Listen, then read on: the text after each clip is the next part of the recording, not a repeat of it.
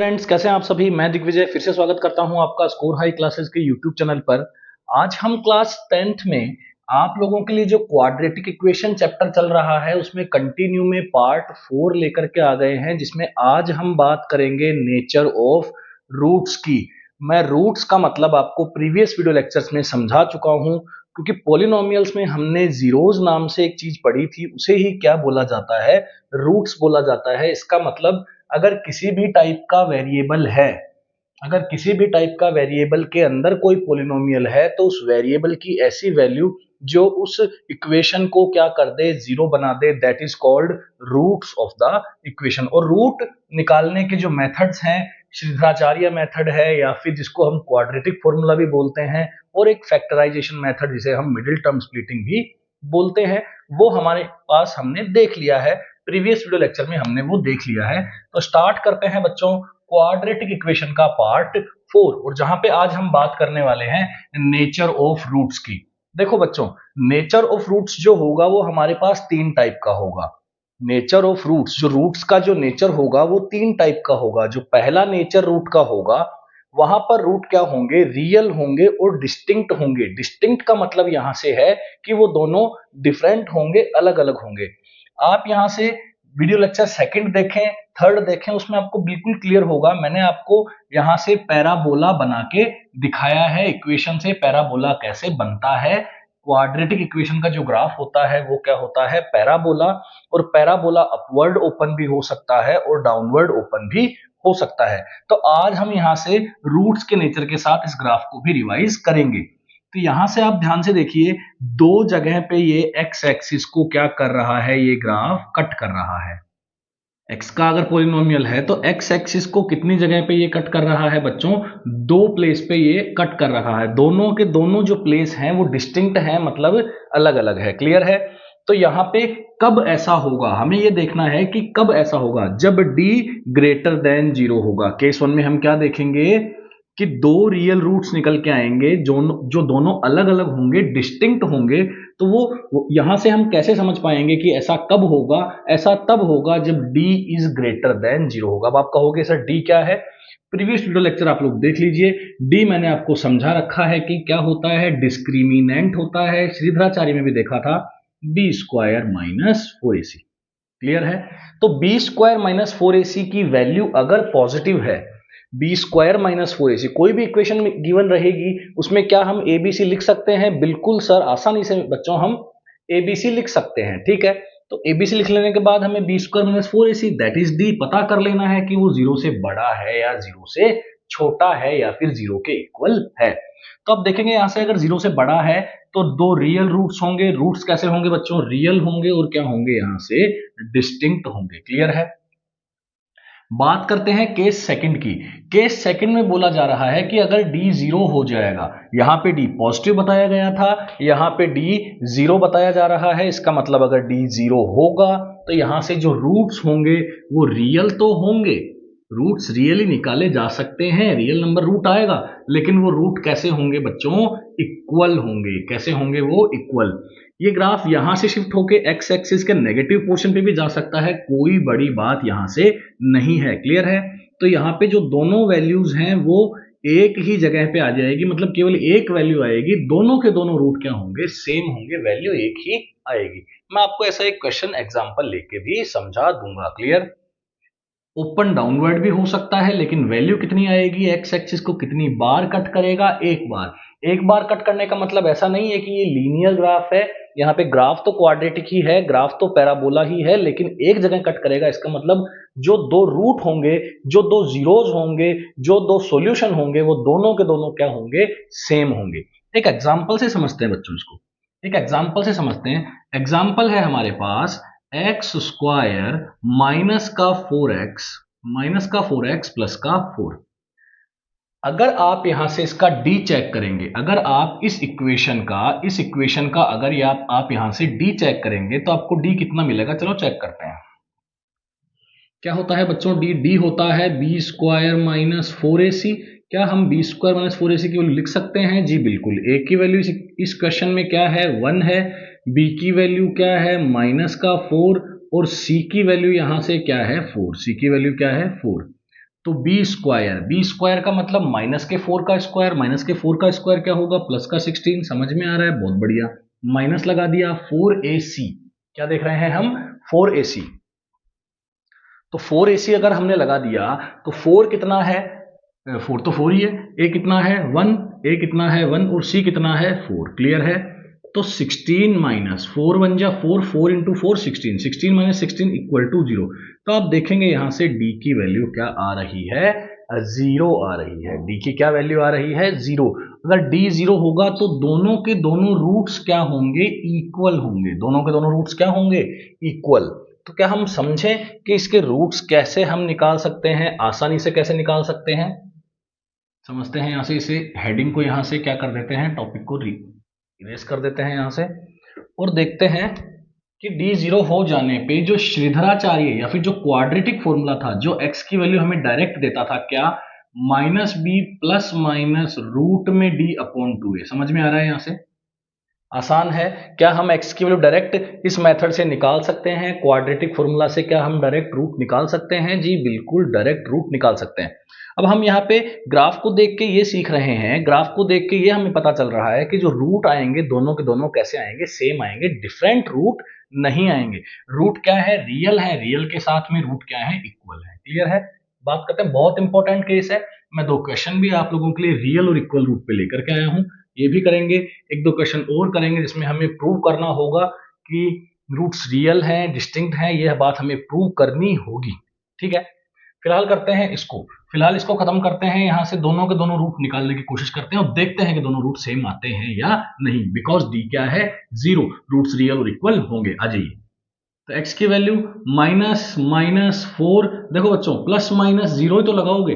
अब root D क्या है, डी क्या है 0, तो रूट 0, 0 तो प्लस माइनस 0 कोई मतलब नहीं है, प्लस माइनस 0 लगाने का कोई मतलब नहीं है, प्लस माइनस 0 लगाने का कोई मतलब।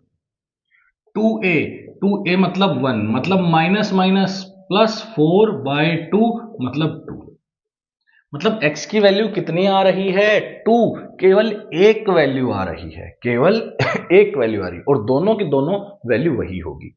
मतलब यहां पे जो रूट आएगा वो केवल कितनी वैल्यू आएगी बच्चों, केवल एक वैल्यू आएगी, वो क्या होगी, ओनली 2। बिकॉज हम जानते हैं यहां से कि जो वर्टेक्स होता है, जो वर्टेक्स होता है, मैंने पढ़ाया है आप लोगों को, जो वर्टेक्स होता है वो माइनस का b/2a और माइनस का d/4a होता है। क्या होता है, माइनस का b/2a और माइनस का d/4a। अगर आप यहां ध्यान से देखेंगे, अगर इस कंडीशन के अंदर हम केस 2 में d को 0 करते हैं तो यहां से x की वैल्यू क्या बनती है, ध्यान से देखो। अगर हम d को 0 करते हैं, अगर हम d को 0 करते हैं तो x की वैल्यू डायरेक्टली क्या बनती है, माइनस का b/2a। समझ में आ रही है बात। अगर हम डायरेक्टली d को 0 करते हैं, अगर d 0 निकल जाता है, उसके बाद अगर हम रूट निकालने जाते हैं तो कोई प्लस माइनस का रोल नहीं है, कोई d का रोल नहीं है, सीधा आंसर आता है माइनस b/2a। तो रूट में ये जो वर्टेक्स है, यहाँ पे माइनस b/2a को देखो, यहाँ पे माइनस b/2a कहाँ आ रहा है, x एक्सिस पे, मतलब केवल एक ही वैल्यू आएगी, माइनस का d/4a यहाँ 0 होगा। तो यहाँ पे माइनस का b/2a और माइनस का d/4a, जहां पे d के 0 हो जाने की वजह से ये माइनस d/4a भी क्या हो जाएगा, 0। आई होप आपको ये बात समझ में आई होगी। केस 2 पे मैंने काफी लंबा डिस्कशन आपको करके दिया और आपने भी आई होप अंडरस्टैंड किया होगा इस चीज को। आ जाइए बच्चों केस 3 में, जहां पे हमें कुछ नहीं करना होता है, कुछ भी नहीं करना होता है। जहां पे d लेस देन 0 होता है वहां पे रूट्स इमेजिनरी होते हैं, मतलब ये जो पैराबोला है ये x एक्सिस को कट करेगा ही नहीं। ये पैराबोला जो है ये x एक्सिस को कट नहीं करेगा। कट कब करता है, जब रूट्स रियल होते हैं। कट कब करता है, जब रूट्स रियल होते हैं। यहाँ पे रूट्स रियल हैं लेकिन डिस्टिंक्ट हैं, क्योंकि दो जगह पे कट कर रहा है। यहाँ पे रियल है लेकिन एक जगह पे कट कर रहा है, तो इक्वल है, दोनों रूट इक्वल है, क्लियर है। सिंगल वैल्यू आएगी, यहाँ पे कोई वैल्यू x की आने वाली नहीं है। चलो कुछ क्वेश्चंस करते हैं जिससे हम ये देखते हैं कि determine the nature of roots of the following quadratic equation. ठीक है, हम क्वेश्चन लेते हैं जिसमें हम डिटरमाइन करेंगे कि रूट का जो नेचर है वो किस हिसाब से डिसाइड है। उसके बाद हम फिर इन 2 क्वेश्चन को लेते हैं और लास्ट में एक प्रूव वाले क्वेश्चन को भी लेंगे। ठीक है, तो क्वेश्चन लिखा हुआ है determine the nature of roots of the following quadratic equations. कुछ क्वाड्रेटिक इक्वेशंस गिवन है आप लोगों को, यहां से है 2x square minus 3x plus 5 equal to 0, और दूसरी इक्वेशन है 3x square minus 4 root 3x plus का 4 इक्वल टू 0। ये दो इक्वेशंस हैं हमारे पास, और हमें बोला जा रहा है कि नेचर के रूट को प्रिडिक्ट कीजिए या नेचर के रूट को डिटरमाइन कीजिए। देखते हैं फर्स्ट क्वेश्चन, देखते हैं फर्स्ट का सोल्यूशन देखते हैं। इक्वेशन है 2x square minus 3x plus 5। हम जानते हैं नेचर ऑफ रूट्स कैसे डिफाइन है, नेचर ऑफ रूट्स केवल डिफाइन है d की वैल्यू से। अगर d की वैल्यू ग्रेटर देन 0 है तो क्या बोलेंगे, रूट्स क्या है, रियल एंड डिस्टिंक्ट। क्या है, रियल एंड डिस्टिंक्ट। अगर d इक्वल टू 0 है तो यहां से रूट्स क्या है, रियल एंड इक्वल। मैं रिवाइज करवा रहा हूं वापस से जो पढ़ाया है, ठीक है। और d अगर लेस देन 0 है, इसका मतलब रूट्स आर इमेजिनरी। इसका मतलब रूट्स कैसे हैं, इमेजिनरी है। मैं लिख देता हूं, सिंपल इमेजिनरी लिख देता हूं, ठीक है। क्या हम अब इसके कैलकुलेट कर सकते हैं, रूट्स का नेचर कैलकुलेट कर सकते हैं? क्या हम देख सकते हैं कि ये केस 1 में जाएगा, केस 2 में जाएगा या फिर केस 3 में जाएगा? ध्यान से देखो, a की वैल्यू कितनी है, 2 है, b की वैल्यू कितनी है, -3, c की वैल्यू कितनी है, 5। a की वैल्यू 2, b की वैल्यू -3, c की वैल्यू 5। क्लियर? तो b स्क्वायर माइनस 4ac की वैल्यू कैलकुलेट करते हैं। b कितना है, -3 का स्क्वायर माइनस 4 इंटू a कितना है 2, c कितना है 5। -3 का स्क्वायर क्या आ जाएगा, 9, 4 5 जा 20 और 2 40, माइनस का 40, तो ये माइनस का 31। मतलब d क्या है, लेस देन 0। तो यहां से रूट्स क्या होंगे, इमेजिनरी होंगे। आपको शायद बात समझ में ये आई होगी, क्योंकि ये बात बहुत ही आसान थी। ये बात बहुत आसान थी, बहुत ही ज्यादा इजी क्वेश्चन ये था। सेकंड क्वेश्चन पे आते हैं। सेकंड क्वेश्चन पे आते हैं बच्चों। सेकंड क्वेश्चन पे लिखा हुआ है 3x square minus 4 root 3x plus 4 equal to 0। ठीक है, a की वैल्यू कितनी है बच्चों, 3, b की वैल्यू कितनी है, माइनस का 4 रूट 3, c की वैल्यू कितनी है 4। d क्या होता है, d होता है b square minus 4ac minus का 4 रूट 3 का होल स्क्वायर माइनस 4। a कितना है 3, c कितना है 4। माइनस का स्क्वायर क्या होगा, प्लस 4 रूट 3 का स्क्वायर करने के लिए पहले 4 का भी स्क्वायर करो, फिर रूट 3 का भी स्क्वायर करो। अगर आप 4 का स्क्वायर करोगे तो 16 आएगा, और रूट 3 का स्क्वायर करोगे तो 3 आएगा। तो 16 3 जा 48, ये क्या बन जाएगा बच्चों, 48। 4 4 जा 16, 16 3 जा 48। अरे वाह, इसका डी कितना आ रहा है भैया, इसका तो डी 0 आ रहा है। इसका मतलब जो रूट्स होंगे इसके, hence the roots of above quadratic equation will be real and equal। क्या हम इन्हें कैलकुलेट भी कर सकते हैं? जी हाँ, बिल्कुल आसानी से कैलकुलेट किया जा सकता है। सिंपल उसकी वैल्यू क्या होती है, माइनस का b/2a। अभी अभी मैंने आपको समझाया था, ठीक है। माइनस लगा दिया, b खुद कितना है, माइनस का 4 रूट 3 है अपॉन 2a, 2 इंटू 3। क्लियर? ये माइनस माइनस क्या बन जाएगा, प्लस 4 रूट 3 अपॉन 2 इंटू 3। यहां से ये कैंसिल आउट हो जाएगा, तो ये क्या आ जाएगा, 2 रूट 3/3। क्या आ जाएगा, 2 रूट 3/3। तो x की वैल्यू आ गई 2 रूट 3/3। क्लियर है? यहां से रैशनलाइज भी कर सकते हैं, यहां से रैशनलाइज कर सकते हैं। रूट 3 का मल्टीप्लाई रूट 3 का डिवाइड कर सकते हैं। तो रूट 3 से रूट 3 कट जाएगा, x की वैल्यू क्या आ जाएगी, 2/√3। क्लियर है? ये रूट 3 इंटू रूट थ्री का डिवाइड कर दिया, रूट 3 का इंटू कर दिया, रूट 3 इंटू रूट 3 3 बन गए, 3 से 3 कट गया, 2/√3 बच गया। तो ये हमारा आंसर है, दोनों की दोनों वैल्यू यही है, 2/√3। क्लियर है? नेक्स्ट क्वेश्चन पे चलें। नेक्स्ट क्वेश्चन हमारे सामने है। क्वेश्चन बोल रहा है फॉर व्हाट वैल्यू ऑफ के की क्या वैल्यू होगी जिससे इसके रूट्स क्या होंगे, इक्वल होंगे। के की ऐसी क्या वैल्यू होगी जिससे रूट्स क्या होंगे बच्चों, इक्वल होंगे। हमें के की वैल्यू देखनी है, ठीक है। तो के की वैल्यू देखने के लिए हमें रूट्स इक्वल वाली कंडीशन लगानी होगी। जब भी ऐसे क्वेश्चन आ जाए, कंफर्म ऐसा क्वेश्चन किसी भी बोर्ड के किसी भी प्रीवियस ईयर में देखा गया है, पूछा जाता है, हर साल पूछा जाएगा, इस साल भी पूछा गया था, अगले साल भी पूछा जाएगा। क्लियर है, कोई खास इसमें बात नहीं है, वेरी वेरी इजी क्वेश्चन है, कुछ करना ही नहीं है। क्या बोल रहा है, for what value of K the quadratic equation dash has equal roots. इस क्वाड्रेटिक इक्वेशन के इक्वल रूट्स हैं, तो इस क्वाड्रेटिक इक्वेशन के इक्वल रूट्स बनाने के लिए क्या करेंगे, in this question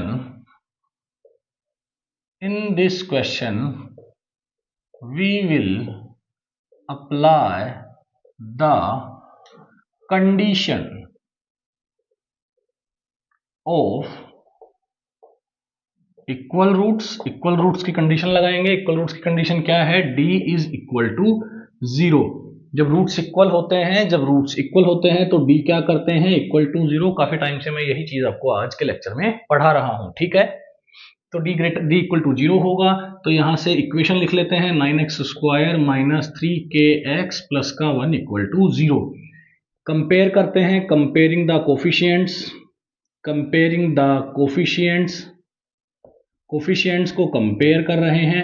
तो a की वैल्यू कितनी आएगी, 9 आएगी, b की वैल्यू कितनी आएगी, माइनस का 3k आएगी, और c की वैल्यू कितनी आएगी बच्चों, 1 आएगी। क्या d निकाला जा सकता है, d को इक्वल टू 0 किया जा सकता है, जी बिल्कुल आसानी से किया जा सकता है, ठीक है। तो d इक्वल टू क्या होता है, बी स्क्वायर माइनस 4ac, लेकिन ये तो 0 है, तो b कितना है, माइनस के 3k का square minus 4 into a into C. Clear है, तो यहां से क्या आ जाएगा, 9k स्क्वायर माइनस 36। तो यहां से कुछ कॉमन आएगा, 9 कॉमन आएगा, क्या बच जाएगा, k स्क्वायर माइनस 4। 9 तो इक्वल टू 0 होगा नहीं, तो k स्क्वायर माइनस 4 क्या होगा, इक्वल टू 0। तो k स्क्वायर क्या होगा, 4 के इक्वल, तो k क्या होगा, रूट 4 के इक्वल। मतलब k की यहां से दो वैल्यू आ सकती है, k की दोनों वैल्यू पे ये रूट हमेशा क्या देगा, इक्वल टू 0 ही देगा। दोनों के दोनों रूट्स के इक्वल टू +2 पे और के इक्वल टू -2 पे कैलकुलेट किए जा सकते हैं, दोनों के दोनों केस आएंगे। क्लियर, बच्चे गलती करते हैं, यहां से +2 लिख देते हैं, -2 नहीं लेते हैं, वो गलती है, सही नहीं माना जाएगा, ठीक है। बात करते हैं बच्चों सेकंड क्वेश्चन की, जो भी नंबर है क्वेश्चन का, for what value of k for which the equation has equal and real roots वाला क्वेश्चन सेम है। क्या करें, इक्वेशन लिखें, ये सब लैंग्वेज आप फिर से आप लिख लीजिए, हमारा इसमें टाइम जाएगा। मैं आपको शॉर्ट वीडियोस देने की कोशिश कर रहा हूं, 25 से 30-20 मिनट, जिससे क्या आप आलस ना करें पढ़ने में, बिल्कुल भी आपको ये नहीं लगे कि हाँ ये थोड़ा बोरिंग हो जाएगा। कॉन्सेप्ट नहीं आता, फटाक से स्कोर हाई क्लासेस सर्च कीजिए और टॉपिक का नाम आगे डालिए। आपको 10th और 9th के मैथमेटिक्स के मैक्सिमम टॉपिक मैं आपको देने वाला हूं। यहां से क्या लें, इक्वेशन ले, पहले a की वैल्यू लिख लें, a की वैल्यू लिख लेते हैं कितनी है 1, b की वैल्यू लिख लेते हैं कितनी है बच्चों 2k, c की वैल्यू लिख लेते हैं कितनी है k square minus k plus 2।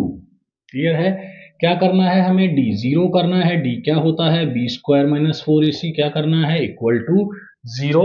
Erase कर देते हैं इसे, आप लोग नोट कर लीजिए पॉज करके, ये लीजिए आराम से नोट कर लीजिए। क्लियर, बढ़े आगे, यहां करते हैं इसका d इक्वल टू 0।